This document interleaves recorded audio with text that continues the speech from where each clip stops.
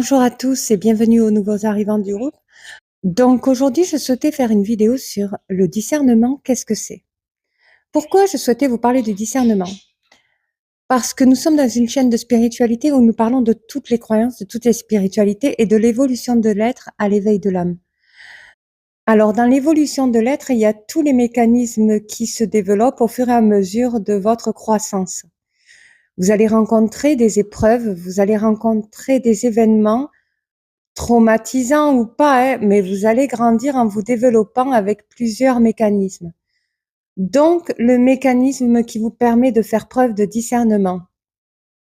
Il y a beaucoup d'êtres qui ont du mal à discerner le bien du mal, et c'est une preuve qu'ils sont en train de vivre un déséquilibre de l'âme, que pendant leur développement, il leur manque des éléments afin de pouvoir discerner le bien du mal.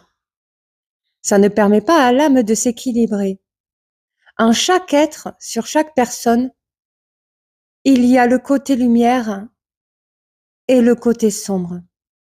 Par exemple, quelqu'un qui va essayer de vous provoquer, de vous pousser à bout, il va essayer d'élever chez vous votre côté sombre. Quelqu'un qui va vous dire du bien, quelqu'un qui va penser du bien de vous, il va essayer d'éveiller votre côté lumière. Et quand vous n'arrivez pas à faire preuve de discernement, vous n'arrivez pas à discerner le bien du mal. Alors, quand je dis le bien du mal, bien entendu que vous savez le bien du mal primaire, c'est-à-dire les principes et les valeurs que vous apprenez au fur et à mesure de votre croissance, vous les connaissez, vous savez ce que vous avez le droit et ce que vous n'avez pas droit et pourquoi vous n'y avez pas droit et pourquoi vous y avez droit. Quand vous faites du bien, vous êtes dans un côté, votre côté lumière. Donc, vous savez au fond de vous que vous faites du bien. Mais quand vous faites du mal, vous savez aussi que vous faites du mal. Par contre, quand on vous fait ressortir des blessures d'injustice, de rejet, quand on essaye d'éveiller vos émotions de peur, vous pouvez vous diriger vers votre côté sombre afin de pouvoir protéger votre âme. Alors que vous n'êtes pas forcément dans votre équilibre. Je m'explique. Quelqu'un vous raconte des calomnies. Vous êtes amis avec 3 personnes et il y a une amie qui vous dit « Cette personne, elle m'a dit ça de toi, elle est vraiment mauvaise, je crois qu'elle t'aime pas. » Donc, vous n'allez pas comprendre pourquoi elle vous aime pas. Ça va éveiller chez vous une tristesse qui va se diriger vers votre côté sombre. Donc, votre mécanisme, qu'est-ce qu'il va faire? Il va se protéger. Donc, il va se méfier de cette personne. Donc, quand il va s'adresser à cette personne, il ne va pas s'adresser dans son équilibre, puisque la personne va se protéger. Elle entend des rumeurs qui lui ont fait penser que cette personne ne l'aime pas. Donc, comme tout le monde veut être aimé, elle va se protéger de cette personne. Et elle va interpréter tous ces messages. Alors que la personne en face d'elle, peut-être qu'elle a émis une méfiance envers elle aussi par rapport à son comportement. Donc, en fait, c'est dû à des interprétations qui ont éveillé chez eux des blessures. Quand on éveille des blessures, on éveille le côté sombre. Parce qu'on touche à l'ego, ça veut dire qu'on veut toucher à l'âme. Puisque l'ego protège l'estime de soi, l'ego protège l'âme. Donc, quand vous êtes face à des personnes qui cherchent à éveiller chez vous votre côté sombre, elles essayent de toucher votre âme parce que vous êtes lumineux, en fait. Donc, beaucoup de personnes n'arrivent pas à discerner le bien du mal, c'est-à-dire que quand ils sont face à des situations conflictuelles, ils n'ont pas forcément envie de se mêler à des conflits parce qu'ils n'ont pas envie d'éveiller chez eux un mal-être, donc leur côté sombre. Ils ont envie de rester dans un équilibre de l'âme. Et en règle générale, ce qui se passe, c'est qu'ils fuient des situations conflictuelles pour ne pas perdre l'équilibre de leur âme, mais ce n'est pas bien parce que vous allez être confronté à des personnes qui jouent à votre côté sombre et votre côté lumière. Vous pouvez aussi vous retrouver face à des personnes qui vous félicitent de vos actions, de vos ambitions, de vos projets, de vos objectifs, qui sont là pour vous soutenir, qui croit en vous et qui vous le fait comprendre, qui vous éveille en vous votre côté lumière et qui peut les élever, les lever, les lever. Et du coup, le côté sombre paraît très, très, très, très minime. Et là, vous allez discerner qui vous fait du bien. Et quand vous êtes face à ces personnes-là, vous faites quoi? Vous les remerciez. Parce que pour vous, ça fait partie d'un principe qui est normal de remercier la personne qui vous félicite, qui est là pour vous, qui vous soutient, qui vous relève. Ça vous permet justement de la rééquilibrer. Et parfois, quand vous êtes dans des situations conflictuelles, vous avez ce besoin de vous confier afin qu'on vous rééquilibre, qu'on vous aide à rééquilibrer votre côté lumière. Sachez que ça, en hypnose énergétique, on peut le rééquilibrer parce que beaucoup d'entre vous, beaucoup d'êtres ont peur de leur côté sombre. Donc, beaucoup d'êtres vont essayer d'éviter les situations conflictuelles afin de ne pas réveiller le démon qui est en eux. Alors, ce n'est pas forcément un démon, c'est son côté sombre. Et bien, parfois, vous êtes confronté à votre côté sombre. Pourquoi vous y êtes confronté? Parce que vous ne le connaissez pas. Donc, comme vous ne le connaissez pas, il est très difficile pour les personnes qui ne connaissent pas son côté sombre de pouvoir se défendre. Donc, ces personnes-là n'ont jamais appris à se défendre pour ne pas éveiller le côté sombre. Et c'est pour ça qu'ils se retrouvent souvent dans des situations conflictuelles. On va le nommer comme la personne trop gentille, qui se laisse trop faire, qui se laisse abattre par tout le monde parce qu'elle est tout le temps avec son sourire. Mais c'est tout simplement que c'est parce que cette personne a peur d'elle-même. Elle a peur de l'inconnu qui veille en elle et qui demande juste à être éveillée. Alors forcément, vous allez devoir être confronté à des situations problématiques, ces personnes-là, parce qu'on va vous y confronter forcément. Ça fait partie de l'équanimité, de l'équilibre de l'âme. Ça fait partie de votre connaissance à vous. Bien entendu, tout être se limite au niveau de son côté sombre et se limite au niveau de son côté lumière. Il ne faut pas autant l'un que l'autre prennent le dessus. Parce que le côté lumière peut éveiller un ego surdimensionné. Et l'ego, il en faut, mais il faut pouvoir l'équilibrer aussi. Il ne faut pas que votre côté lumière prenne le dessus sur l'ego. Alors, ceux qui ne savent pas se défendre parce qu'ils ne connaissent pas son côté sombre, ils ont du mal à faire preuve de discernement quand ils sont confrontés face à des manipulateurs. Quelqu'un qui va essayer de jouer avec vous, avec votre côté lumière, votre côté sombre, on va dire qu'un manipulateur pervers narcissique, il peut jouer sur la jalousie pour éveiller votre côté sombre. Mais comme vous en avez peur et que vous n'avez pas envie de rentrer dans les conflits, vous n'allez pas l'éveiller pour ça. Donc le manipulateur, il va se dire, mais il est fort quand même, il me fait même pas une crise de jalousie. Comment ça se fait? Ben non, en fait, c'est parce que je connais pas mon côté sombre et que j'ai peur de moi-même. J'ai peur de moi-même, de mes réactions.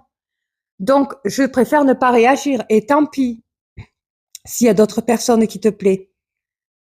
Donc, un manipulateur pervers narcissique va aussi vous provoquer pour éveiller votre côté sombre afin que vous fassiez connaissance avec ce côté-là.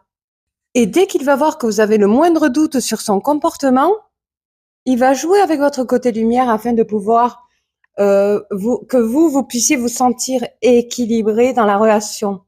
Mais en vrai, vous êtes équilibré, il vous équilibre avec vos propres émotions parce qu'il connaît votre côté lumière. Et vous allez avoir des doutes, vous allez plus savoir où se situer, vous avez envie de faire confiance à cette personne parce que vous voyez qu'elle arrive à maintenir un équilibre en votre être. Par contre, elle joue beaucoup avec votre côté sombre et c'est de là où elle arrive à avoir une emprise émotionnelle sur vous. C'est pour ça que beaucoup d'entre vous ont du mal à quitter un pervers narcissique parce qu'il en a peur, parce il a peur même de lui-même parce qu'il ne connaît pas son côté sombre.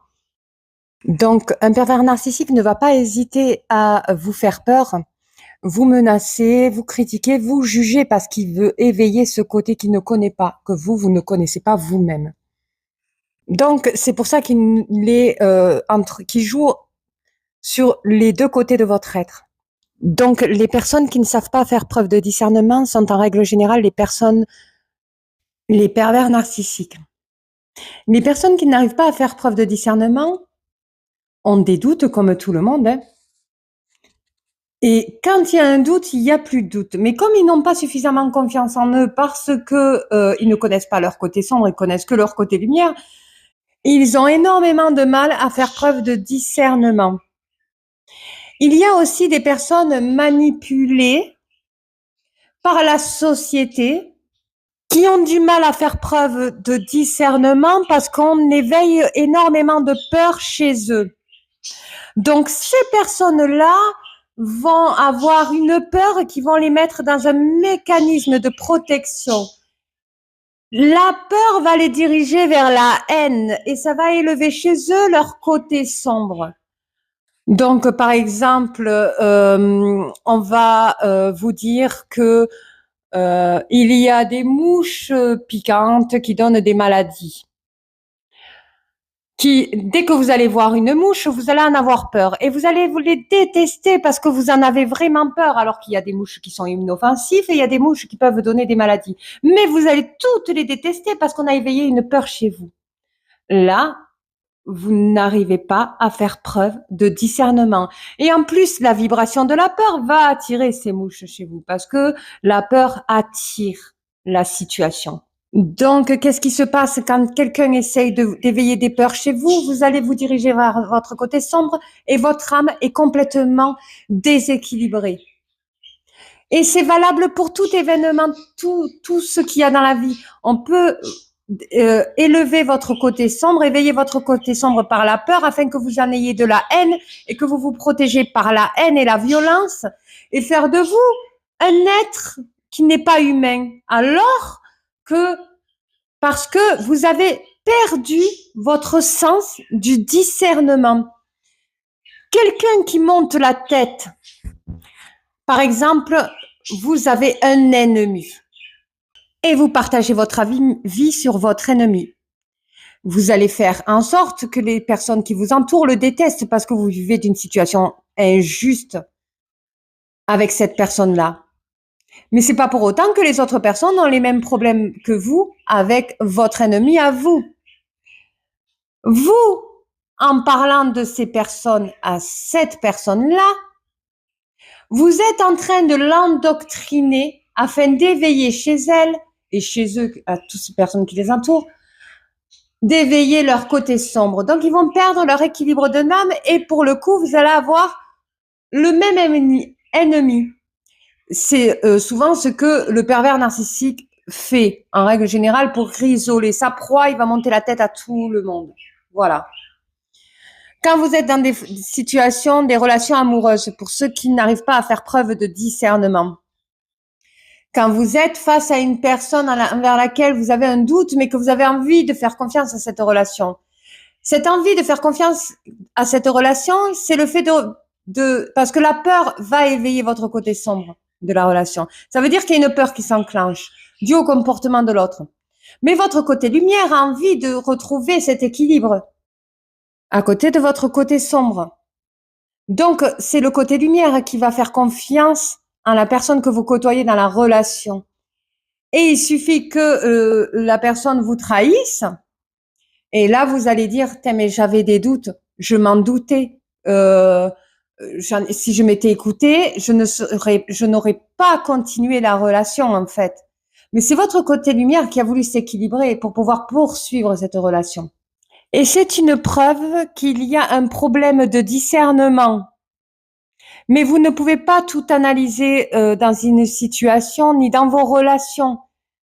Si vous avez la capacité d'avoir une analyse rapide, bien entendu que vous arriverez à rencontrer les bonnes personnes rapidement. Mais bien souvent, quelqu'un qui a des problèmes relationnels et dans ses relations amoureuses et dans ses relations envers la société, c'est bien souvent quelqu'un qui a du mal à faire preuve de discernement, qui ne connaît pas ou son côté sombre ou son côté lumière.